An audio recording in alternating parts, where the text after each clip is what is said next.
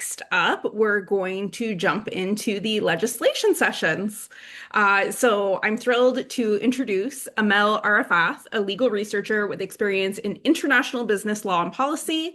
She will present a synthesis of global cases where animals have been recognized as legal persons, offering insights to help advocates and policymakers pursue stronger rights-based protections. My name is Amal Arafath. Today, I'm going to present to you my research that looks at the global movement to have animals recognized as legal persons. I followed on a literature review on key legal cases and laws around the world, with the central criterion being cases where the main argument sought recognition of the animal as a legal person. This research does not capture the full diversity of animal law, but concentrates specifically on the question of legal personhood. Today, I want to share what's working, what's not, and most importantly, what this means. For centuries, our legal system has drawn a stark line. On one side are persons with rights, and on the other are things or properties. Because animals are usually classified as properties, the law treats their owners, not the animal themselves, as the subject of any cruelty claims, leaving the animal's own interests unacknowledged. This legal framing is precisely what the movement for animal personhood seeks to challenge, aiming to shift the law's focus from property protection to recognizing animals as beings with their own rights. As science confirms animal sentience and the public concern grows, the law is under increasing pressure to evolve. It's important to remember that legal personhood has never been confined to humans. Corporations and even ships in some jurisdictions are recognized as legal persons. If a corporation can hold rights, why not a living sentient being? And often animal rights advocates often draw parallels with historical exclusion of personhoods for enslaved people and such. However, the courts remain cautious. In case of Happy the Elephant in New York, the judges rejected this analogy, calling it fraught and inappropriate. Still, the point remains, the law has often classified even humans as not persons. Another crucial development is the recognition of sentience. Many jurisdictions now define animals as sentient beings capable of feeling pain, stress, and joy. Belgium has written this into their constitution, Tanzania defines it in their law, and Oregon has codified it. This marks a shift from animals as objects to being with intrinsic interests. But does recognizing interests inevitably lead to personhood? That is the unresolved questions. And the courts are not moving uniformly. Let's look at how different jurisdictions are responding. Let's take Latin America. It has been pioneering in animal legal personhood litigation. In Argentina, Sandra the orangutan and Cecilia the chimpanzee were both declared subjects of rights in habeas corpus cases.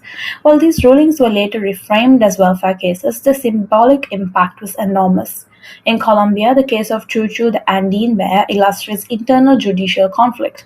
One chamber of Supreme Court granted habeas corpus recognizing Chuchu's rights as a sentient being. Another chamber overturned it, ruling habeas corpus only applies to humans. This tension reflects a judiciary in flux, struggling with the boundaries of legal categories.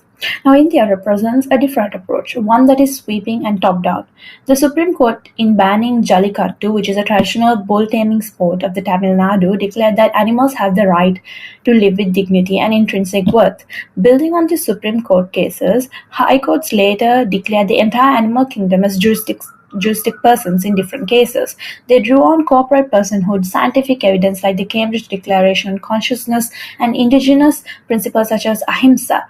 This is a synthesis of legal, scientific, and cultural arguments that make India unique in the global. These rulings are binding with the respective states, the High Court decisions. However, they do not automatically apply to the rest of India. While they serve as a powerful precedent that other courts can consider, they are not a substitute for the Supreme Court of India's ruling that would apply to all states. Now, the Jallikattu was brought again to case in the Supreme Court in 2023, and it ruled it removed its banning. A five-judge constitution bench of the Supreme Court of India, in its final verdict, upheld the validity of state laws enacted by Tamil Nadu, Maharashtra, and Karnataka that allowed Jallikattu Kambala, which is the buffalo racing, and bullock cart racing. The reason for this is that the states had enacted laws that had better animal welfare. And it acknowledged that the sport had historical roots that had been altered by the new rules to minimize cruelty. The court directed authorities like the district magistrates to ensure that strict compliance with these new rules to protect the animals were in place. The caveat is that the court did not definitely rule on whether Jallikattu is an integral part of Tamil culture, stating that this is a matter for the legislature to decide and not the judiciary. The Supreme Court's final verdict did not completely disregard the issue of animal cruelty, but instead placed its trust in the new laws and rules passed by the state governments to regulate and minimize suffering, a change from its earlier stance that the sport was inherently cruel. The United States stands in stark contrast. The Non-Human Rights Project has filed multiple habeas corpus petitions for chimpanzees, elephants, including Happy. All have been rejected. American courts consistently argue that habeas corpus is a tool for humans, and human liberty and extending personhood to animals is a societal decision best left to the legislatures and not the judges. This judicial restraint highlights a structural barrier in the common law systems like the US. Now let's look at an alternative pathway to personhood that comes from the rights of nature movement. The Ecuador was the first country to enshrine nature's right in its constitutions. In the Estrelita case, a woolly monkey was recognized as a rights holder under this framework. The court ruled her rights were violated when she was removed from her habitat and confined, applying the rights of nature directly to an individual animal. New Zealand provided another example. In 2017, the parliament granted the Whanganui River legal personhood, recognizing it as a living whole. This was rooted in the Maori worldviews, encapsulated in the saying, "I am the river and the river is me." This was not just a judicial innovation, but a legislative act reflecting cultural consensus. Spain has recently followed granting personhood to Mameno Lagoon through a citizen-led initiative upheld by its constitutional court. This demonstrates a power of democratic mobilization in driving recognition of non-human entities. So if rights for individual animals remain contested, rights for ecosystem may offer a promising alternative. Let's compare the strength of these tracks. So these cases reveal that we see two emerging tracks appearing. One is judicial activism, as in Argentina, Colombia, and India. This path is dramatic but fragile. Victories can be overturned, narrowed, or symbolic. Let's take India for an example, which is one of the exceptions where the high courts, like compared to US, where habeas corpus cases have often been rejected, this was a situation where it was completely banned. However, in a few years, it was overturned. Of course, now, because of the court's decision to ban it back then, there have been laws were passed with better welfare systems. So even though there was a backtracking, it's like 2 steps back, but 1 step forward. Because had the court not banned it, then we would not have laws that enacted better welfare for animals in these sports. However, we have gotten it to that position.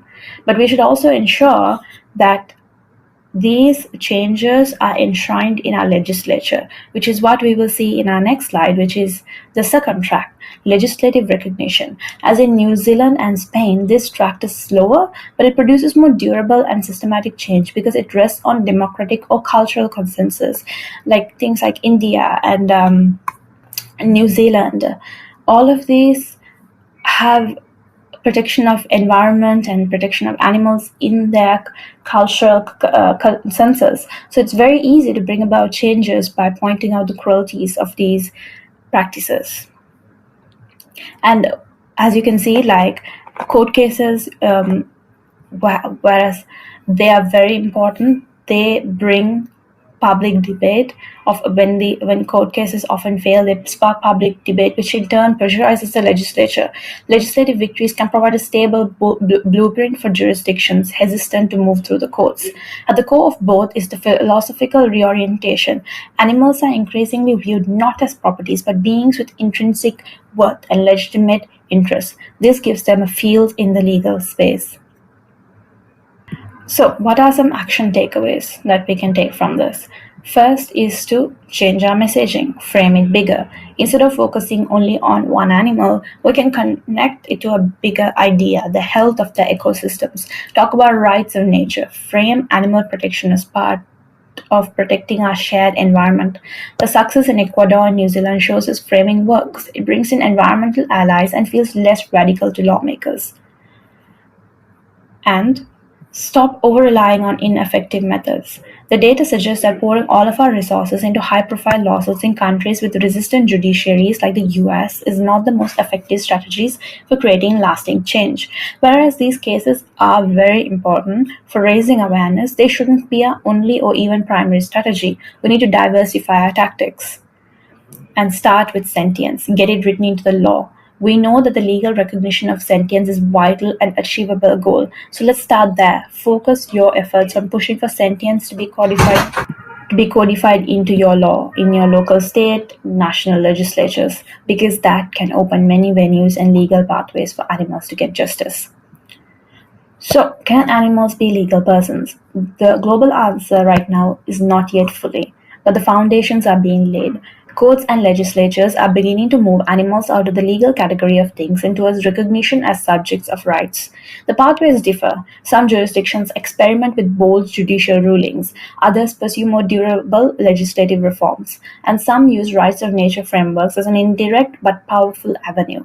The result is piecemeal and uneven, yet the trend is unmistakable. The legal imagination is shifting. Equally important is the legislative recognition of sentience, as in Oregon, which opens legal avenues for animals to be recognized as victims in their own right. Even if the courts are hesitant to grant full personhood, incremental steps such as declaring animals as subjects of rights or applying rights of nature principles can ensure that the law are interpreted in a way to protect animals from cruelty and confinement. The goal of this movement is to create legal avenues where animals' own interests can be recognized and protected, to allow them to appear in the law as beings rather than property. Whether this becomes a full paradigm shift depends on how effectively advocates, judges, and lawmakers act in the years ahead. What is clear, however, is that the question of animal personhood is no longer theoretical. It is a live legal issue shaping courts, legislatures, and the public debate around the world. Thank you.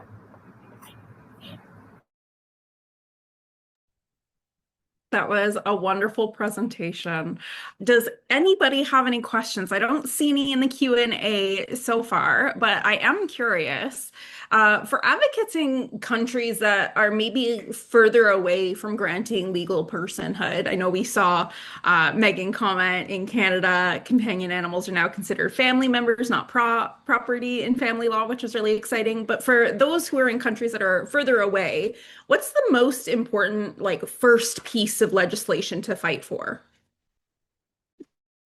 I think it would be sentience because in most of my research, I found that once sentience is codified in law, it's very easy to give rights to animals in all other fields. Like, for example, if we take the state of Oregon in the US, because sentience is codified, now you can even take civil cases for animals. For example, if somebody hurt your companion animal, um, and obviously that causes emotional stress, you can go to civil courts and demand like emotional compensation. And not just that, when it comes to like the criminal cases, previously you would or in a lot of states or countries, it would be the owner of the animal because animals are considered property, so the owner of the animal is the victim. Whereas now with sentience codified, you have the animal itself the victim. There was this case where a man had like he had not taken care of like 20 plus horses, and they were all emaciated. So when it came to courts, they were going to all narrow it down to just one charge of animal abuse. But when the prosecution argued for it, and because sentience was recognized, they argued that the horse or the animal itself is the victim. So they ended up not combining all the charges, rather gave it as 20 counts of animal abuse rather than making it one. So I think it's really, really important to have animal sentience codified. Amazing. And there's one other question. I know we're going to run over like 1 minute, but I'll talk fast later to catch it up because I am really curious about this. So Jenny asked, can you give an example of how nature can be given legal personhood rights, especially as animals like struggle to achieve this? I think so. From the countries that we've seen so far that have given such rights, it's where environment is such a huge part of their culture. Like if you take New Zealand, it was like a long-standing battle with the Maori people who wanted the river protected, and by protecting the river overall, the animals in them also, because the animals are part of what keeps the ecosystem running, and the animals themselves become protected. I think usually when it comes to lawmakers, when you say legal personhood for animals, that feels like it feels like it's going to open a lot of floodgates for lawmakers. It feels like such a radical change. And okay, now I think a lot of people would joke about, okay, now all lawmakers are going to think the horses are going to vote, right? Which is not a thing. But that is why it sounds so radical that I think they're just afraid to take that little bit of step. So when you take environmental law, it's more. I would say it's a little less radical. That it's like made its way. So it's much more easier to incorporate animal law into it with things that feel less radical. So you do achieve your goals of protecting animals. Seems almost like a Trojan horse. Yeah. Wonderful. Well, thank you so much. That's all the time we have for this presentation. But for everybody who wants to continue the discussion afterwards, I do see that there are a couple more questions that have now popped up. Please wait until the end of the sessions. At 2:55, we'll have our breakout room with all speakers, and you can ask your additional questions then. Next up, we have Dr. Tayler Zavitz, campaign specialist at Animal Justice, and a sociologist, specializing in critical animal studies, who will examine the historical and ongoing repression of animal rights activists in Canada, offering insights to help advocates navigate legal, political, and movement challenges with greater resilience. Hi, everyone. My name is Dr. Tayler Zavitz. Today, I'm going to be talking to you about my recent dissertation research titled When Empathy Becomes a Crime, the Repression and Criminalization of Animal Activism in Canada. There was 3 specific research questions I was looking at in my work. Number 1, what is the history of the movement in Canada? 2, how have government, industry, and media responded to the threat animal activists pose to the status quo? And 3rd, what are animal activists' emotional experiences with and responses to the repression that they face within the movement? In conducting this research, there were 3 primary methods that were used: archival research, an analysis of parliamentary debate transcripts, and oral history interviews. And those were conducted with 23 activists, lawyers, and legal scholars in the country. One of the interesting findings from my research was the lack of historical knowledge of the movement in Canada. Most research participants admitted that their knowledge of the movement's history in the country was really limited. Participants could often speak to local organizing efforts or really well-known figures within the movement, but there was a real noticeable gap in the broader knowledge of the historical trajectory of the movement. And so part of my research was to create an overall timeline of the history of the Canadian animal rights movement and its repression. My research also found that the repression of the movement, which has been shown to have been heavily influenced by the strategies used to target activists in the United Kingdom and the United States, has been a consistent response from both the government and animal industries. This research revealed that government and industry have not only strategically targeted animal rights activists, but that they've done so collaboratively. So working together to uphold the status quo through a really strategic repression campaign. I categorized the research findings into the various tactics that were found to be used against animal activists. Those were discrediting, surveillance and harassment, lawsuits, and legislative repression. The research revealed how the discrediting of activists, fueled by the spread of a really specific ideology or narrative, which you can see here, specifically that was through the use of the media, really facilitated the targeting and criminalization of animal activists through more material forms of repression, such as surveillance, lawsuits, or legislative measures. And my findings showed that over time, Canadian government and industry efforts to delegitimize animal activists resulted in this framing of activists becoming institutionalized. And as such, there's been a shift toward less personalized tactics of repression and a broader systematic repression, which we can see through the implementation of ag legislation in the country. My findings also revealed 3 thematic emotional responses from activists in response to their repression. The first was pride and hope, and this was expressed by activists who felt like their repression was a sign of their progress and created a feeling of accomplishment in their activism, which really represented a form of resilience amongst activists. One activist, for example, said, "How could you not feel like you're on the path to winning when they're trying so hard to stop you?" And this resilience was further fueled by their compassion and dedication to animals. The second theme was the emotional response of fear. And this emerged as a combination of activist concerns over the fear of physical harm that was from both industry personnel and police, and the fear of surveillance and infiltration, and the third was the fear of criminalization. These fears often led to feelings of ontological uncertainty. This is a term used to describe an insecure, crumbling, or fractured reality that's filled with mistrust of others, oftentimes paranoia, and sometimes led to a derailing of activism. The third theme was that of the emotion of frustration. And this really stemmed from the disparity between how activists were being viewed and treated compared to how the industries that they challenged were being viewed and treated. One activist, for example, talked about the undercover work that she had done and the footage of illegal treatment of a downer pig that she had, which the authorities did nothing with. She said the industry just got to go about their business, and yet if she was to conduct this work today, she'd be the one that was being charged for bringing the footage forward. This frustration, however, also became a form of resilience for activists, as many of them told me that they channeled this frustration into efforts to reframe the movement and further challenge these animal industries. In some other cases, activists diverted these efforts into other causes, such as security culture advocacy work. So there's a number of implications that come about from this work. First is that this research shows that governments around the world often copy each other when dealing with protest and activism. So they borrow laws, ideas, policing methods from other countries to control people who speak out or challenge the system.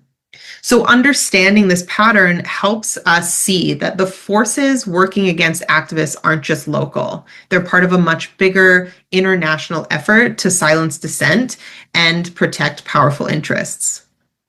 Second, these findings are especially important right now as we see governments in places like the United States becoming more authoritarian. Protesting is becoming riskier, speaking out is being treated more like a crime. And that's why it's so important to understand how repression works and how activists can stay strong and keep going in the face of it. Third, this research really challenges that common idea that repression always scares people away from activism. While facing repression can be emotionally challenging, it can also make activists more committed and can strengthen the cause. This really matters for both researchers and organizers who want to better understand and support activist movements. And the last implication is that this research breaks down how repression works, both through ideas or ideology, like labeling activists as extremists or terrorists, as well as through systems and structures, like laws and policing. It gives activists really important tools to better understand the forces that they're up against and to build stronger, more resilient movements. So what are the recommendations for activists? What can we do?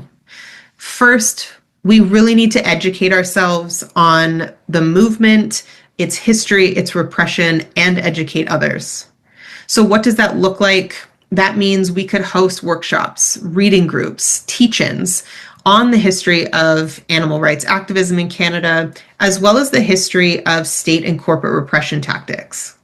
We can share stories of how activists have faced and resisted repression in the past to help others learn from these experiences and then plan more effectively for the future of the movement. The second is to build transnational networks. We need to collaborate with activists and organizations in other countries to share knowledge about things like legal threats, state surveillance, and emotional coping strategies in order to build stronger movements. Third, prioritize mental health and emotional resilience. This can look like implementing regular debriefs, peer support spaces within activist communities in order to process things like fear and burnout, as well as to destigmatize conversations around things like emotional fatigue. Recognizing struggle as what it is, this can help build solidarity amongst the movement. Fourth, strategize with knowledge of repression tactics. So this looks like mapping out the current and potential forms of repression that we might face. Look at the laws that are in place. Look at surveillance, harassment, and use that knowledge to proactively build legal defense strategies, plan know your rights trainings, and diversify tactics and our communication channels in order to mitigate risk and make it harder for governments and industries to infiltrate or interfere with the movement. And lastly, foster academic activist collaboration. We can develop relationships with sympathetic academics to co-author articles, reports, or op-eds that can really amplify the movement's goals. It can legitimize activist work, and it can document the movement's repression. By combining these recommendations, activists really can build a more informed, connected, and resilient movement capable of withstanding and challenging this repression. Thank you. Thank you so much, Tayler, for that incredible presentation. As a fellow Canadian, I just want to say thank you so much to Animal Justice for all the work that you do. I really enjoyed hearing about the prioritizing mental health. And I just wanted to mention that Faunalytics just published our latest edition of Tactics and Practice, and one of it was called How to Make and Keep a Vegan. And one of the research-based tips is to take steps to avoid burnout. So to that effect, I wonder if you can share a little bit about Animal Justice's community and the work that you're doing to bring the vegan network of vegans together. Yeah, I think it's, community is so important, especially in the face of repression, right? We need to stay connected. We need to support one another. The stronger we are together, the better in terms of facing that sort of repression. In terms of animal justice, they've for years done an incredible job building community. Specifically what we're seeing online. So like the Animal Justice Academy, for example, is something that has been around for a couple of years now. And there's thousands of activists all across the country as well as elsewhere that come together like in an online setting and can talk about these sorts of issues. They can talk about how to ways to target specific companies, for example, if there's something like a campaign comes out and we want people to be writing op-eds and we want people to be talking to their MPs and all this sort of stuff. It's a really good space for activists to get involved and talk to each other and support one another in ways that we can move forward as a movement. So animal justice has been on the forefront of that for quite a while, and it's really incredible to see how easily we can pull people together to become active when people feel supported. Yeah, I absolutely love that. Another question that I'm seeing is a challenging thing many animal advocates have to deal with is being brushed off by social activists who work around human issues. Are there any tips that you have on helping to create a culture of unity between animal and human activists? Yeah, I mean, it's a tough one. That's a common sort of issue. I think the biggest thing I would say is that we need to be intersectional. We need to be looking at issues as how is oppression connected, right? When we get tunnel vision and we expect people to care about animals, but we don't show any care for human rights issues, that's not going to show allyship. It's not going to show support for each other. And those people are not going to want to get involved. So I think one of the biggest things that we can do as a movement is to be supportive of other movements and their social justice issues and be allies. And that's going to create a stronger movement amongst ourselves, but also the larger activist community. And I think, oftentimes people think it takes away from advocating for animals in order to advocate for human beings, and that's simply not the case, right? We have the bandwidth, we can advocate for multiple persons at the same time. And so that's something that's really important. I think the sort of mainstream animal movement needs to do more of in order to create that connection. Amazing. Well, we'll leave it at that mic drop moment. And if anybody has any additional questions, please make sure you join the breakout room at the end of the sessions. Next up.